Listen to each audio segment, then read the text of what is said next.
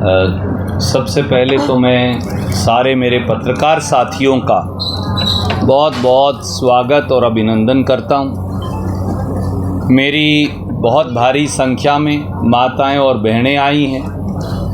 मनरेगा के हमारे पूरे प्रांत के साथी आए हैं। मैं उनका भी हृदय की गहराइयों से स्वागत करता हूँ।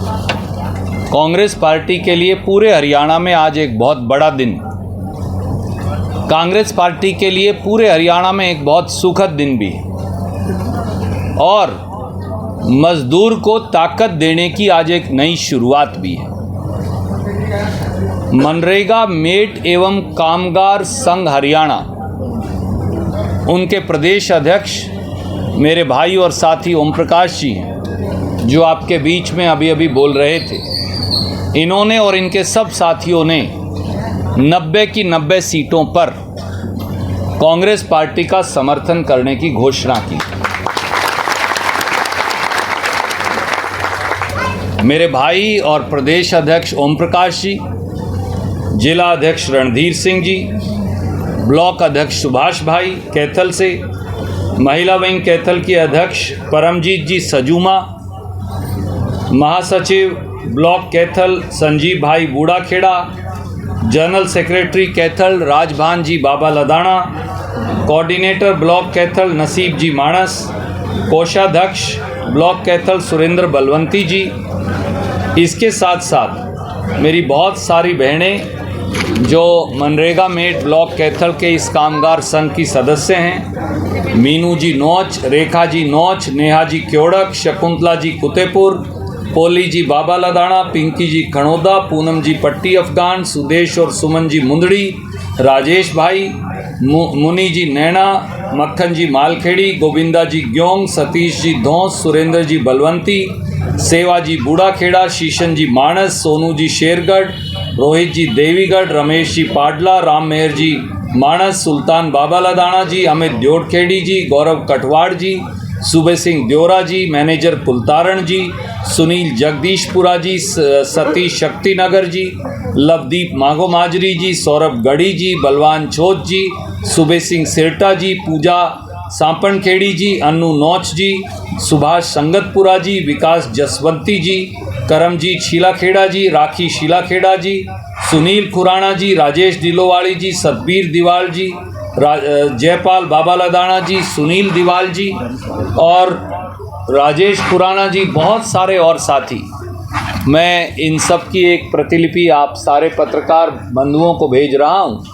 इन्होंने बाकायदा लिखित में पूरे प्रदेश में कैथल सहित कांग्रेस पार्टी को समर्थन देने का फैसला किया है। मैं हृदय की गहराइयों से ओम प्रकाश जी आपका भी और आपके सब साथियों का बहुत बहुत शुक्रगुजार हूँ। मेरी बहनों का आपका स्वागत करता हूँ। हम सब जानते हैं सोनिया गांधी जी, डॉक्टर मनमोहन सिंह जी ने महात्मा गांधी नरेगा की शुरुआत की कानून बनाकर, जिसके तहत गांव में 100 दिन का रोजगार गरीब आदमी को सुरक्षित किया गया, सुनिश्चित किया गया। रोजगार का अधिकार कानून इस देश में इसी को कहते हैं। जब से 2014 में बीजेपी की सरकार आई, दुर्भाग्य से देश के प्रधानमंत्री माननीय नरेंद्र मोदी जी ने देश की संसद में खड़े होकर मनरेगा का विरोध किया और कहा कि मनरेगा सबसे बड़ी फेल स्कीम हिंदुस्तान की है। पर मजदूर साथी, जिनमें एससी और बीसी समाज के साथी 95% हैं, वो एक साथ पूरे देश में खड़े हुए और सरकार को थोड़ा पीछे हटना पड़ा। पर आज स्थिति क्या है? 60,000 करोड़ रुपया मनरेगा का बजट इस साल नरेंद्र मोदी की सरकार ने काट दिया। 60,000 करोड़ रुपया। ये पैसा किसका है? ये पैसा गरीब एससी और बीसी समाज का था, जो अब उनको नहीं मिल पाएगा।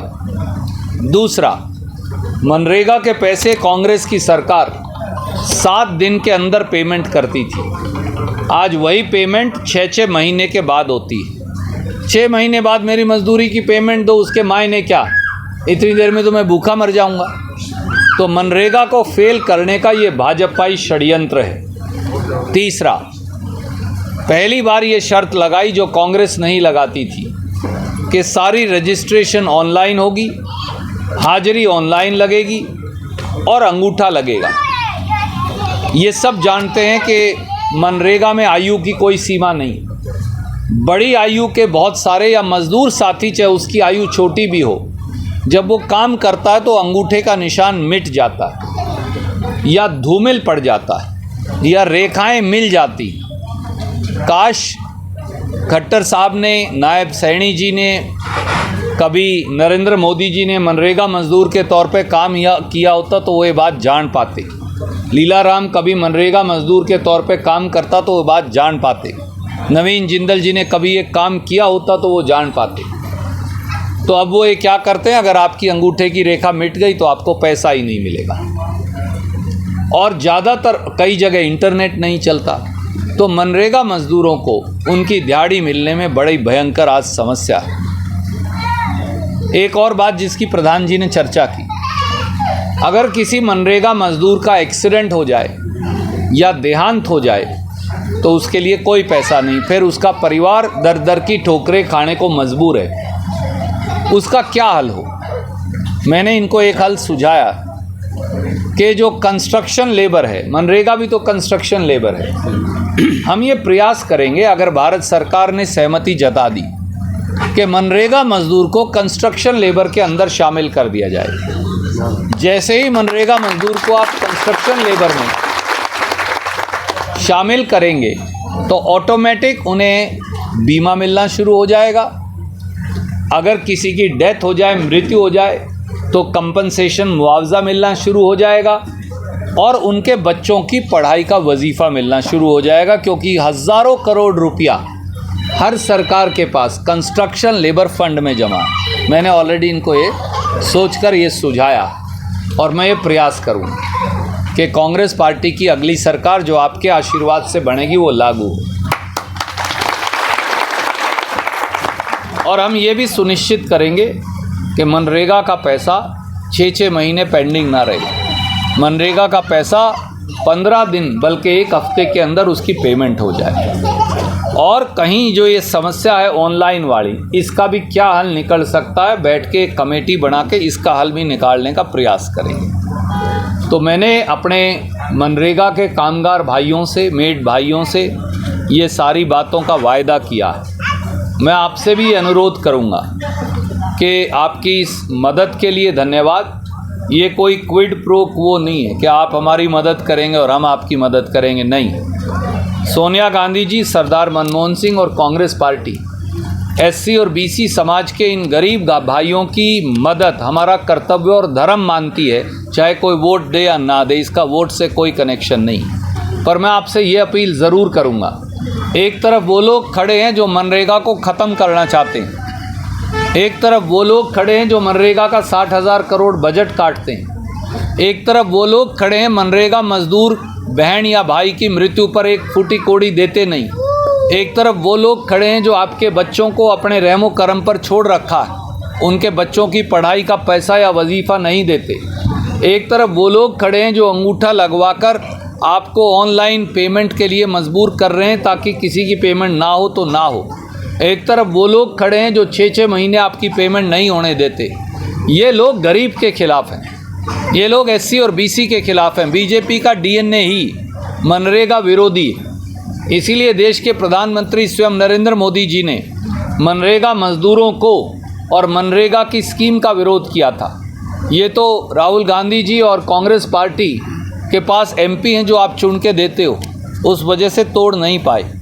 मैं आपसे वादा करता हूं कांग्रेस की अगली सरकार जो बनेगी, हमारे मेट साथियों को तो कुछ मिल ही नहीं पाता, उनकी और बुरी स्थिति है, बहुत दिहाड़ी है, और जो हमारे दिहाड़ीदार मज़दूर हैं उनकी भी बुरी स्थिति है। तो हम इन दोनों का आपसे हल निकालने की कोशिश करेंगे। इस संसदीय चुनाव में भी हमने वादा किया था, हम शहर का मनरेगा भी लाएंगे और 150 कम से कम 200 दिन तक मजदूरी ले जाएंगे। कांग्रेस चुनाव नहीं जीत पाई, कांग्रेस एमपी का चुनाव नहीं जीत पाई, इसलिए नहीं हो पाया। पर मैं आपसे वादा करता हूँ जिस दिन दिल्ली में भी कांग्रेस की सरकार बनेगी, हम ये भी आपको लागू करके देंगे। तो मैं मेरे साथियों का धन्यवाद करते हुए अपील करता हूं कि सोच समझकर वोट का अपना डालिए। गरीब के साथ कौन है, मजदूर का दुश्मन कौन है, वो कहा करते थे, अपने दुश्मन को पहचान लीजिए। आपके अधिकार कौन छीन रहा है, मनरेगा को बैंड कौन ख़त्म कर रहा है, और कौन मनरेगा का झंडा उठाए हाथ में खड़े हैं, एक तरफ कांग्रेस का तिरंगा, एक तरफ मनरेगा मजदूर का झंडा। वो आपके भाई साथी हैं जो हम आपके सामने बैठे हैं। तो आप सब मदद करिए, ये मेरी आपसे विनती है। और मैं मेरे पत्रकार भाइयों को भी कहता हूँ, आज एक बड़ा दिन है। मैं आपसे ये अनुरोध करूँगा, मैं इसकी एक प्रतिलिपि आपको दे रहा हूँ, चाहे वापस दे दीजिएगा। एक फ़ोटो लेके आप आपस में सर्कुलेट कर लीजिए ताकि हर पत्रकार मित्र को ये मिल जाए। एक फ़ोटो आप देखिए। आदरणीय साथी, मजबूरी है, कुछ ना कुछ तो कहना पड़ेगा। मैं अब आपसे पूछता हूँ, हिसार के बीजेपी के कैंडिडेट को वो क्या कहेंगे कमल गुप्ता जी को, थोड़ा वो भी बताएं।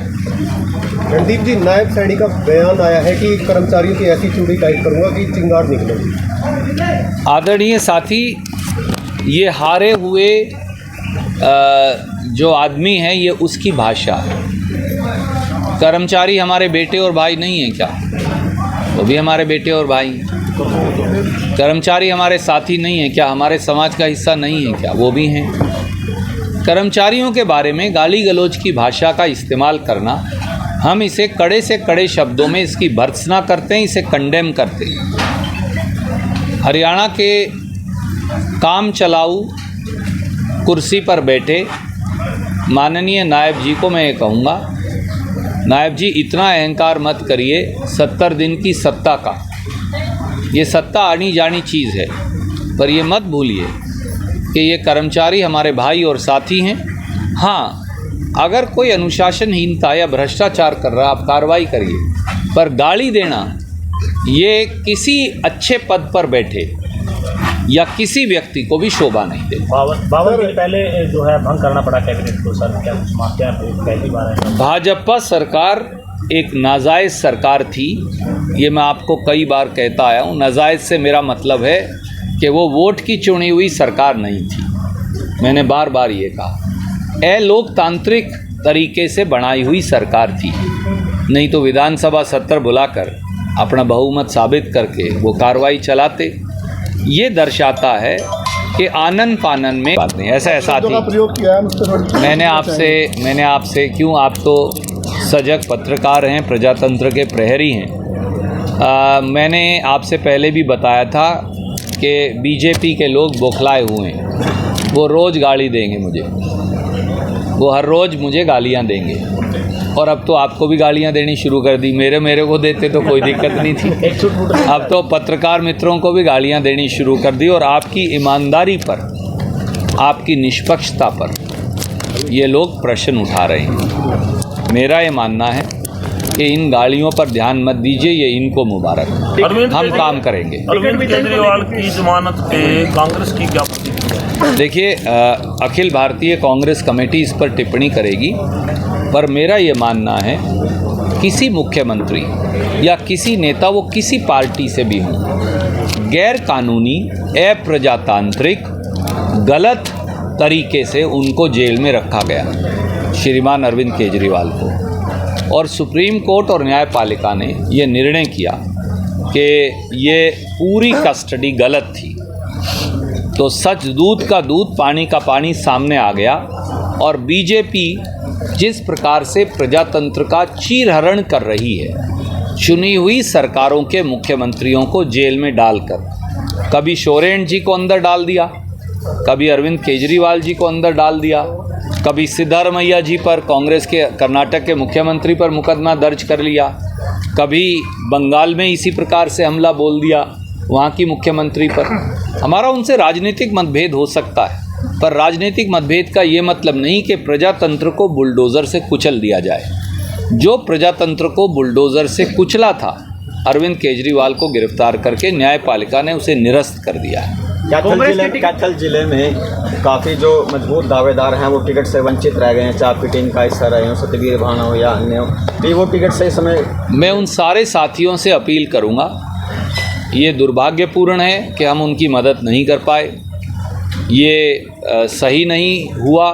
कि हम उनकी मदद नहीं कर पाए, परंतु मैं उन साथियों से हाथ जोड़कर विनती करूंगा, कांग्रेस हमारी पार्टी है, हमारी माँ है और उन्हें हर हालत में पार्टी की मदद करनी चाहिए। क्या आप मानते हैं टिकटों का ठीक से बंटवारा नहीं हुआ? देखिए, मैं तो एक कार्यकर्ता हूँ, बंटवारा करने में मैं था ही नहीं, तो इसलिए मैं उस पर कभी टिप्पणी करता ही नहीं। मेरा काम है अपना काम करना, बड़ी बड़ी बातों के अंदर ना उलझकर केवल और केवल कपि स्थल की तपोभूमि की सेवा करना, हम सब उसी में लगे। कई आपके साथी ने आज़ाद दावेदारी की। ठीक है सर। आखिरी सवाल सर, चलो। बंदे में है दम के पोस्टर पर विधायक लीलाराम कहते हैं कि 5 तारीख को दम निकाल दें। मैंने इसीलिए कहा, मेरे भाई पहले भी कहा था कि ये हत्या की, गुंडागर्दी की प्रवृत्ति बीजेपी का डीएनए है। वो कह रहे मैं हत्या कर दूंगा, कर दें, कोई दिक्कत नहीं, पर एक बात जान लें, जनता की ताकत गुंडागर्दी की प्रवृत्ति से बड़ी है। वो बौखलाए हैं, अभी और बड़ी बड़ी गालियाँ भी देंगे, अभी तो छोटी दी हैं, ठीक है जी, तो अभी और बड़ी गालियाँ देंगे। आप उनकी बौखलाहट पर ध्यान मत दीजिए। क्यों? एक तो आपका स्वाद गंध खराब होगा उससे, और अपन जो काम कर रहे हैं वो गाली देंगे, अपन काम करेंगे। वो नष्ट करेंगे, अपन सेवा करेंगे। वो दम निकालेंगे, हम सांस फूंकेंगे। यही बीजेपी और कांग्रेस में अंतर है। एक नौजवान युवा को टिकट मिली है, आदित्य को क्या लगता है कि कितनी? आपने कल ये सवाल पूछा था, मुझे ये विश्वास है कि कैथल की जनता की सेवा में आदित्य जो हैं वो एक कारगर सेवक और एक अच्छे मिस्त्री साबित होंगे। पुराना मिस्त्री तो कैथल के पास है ही, मैं तो हुई सेवा करने के लिए। बहुत बहुत शुक्रिया। Thank you.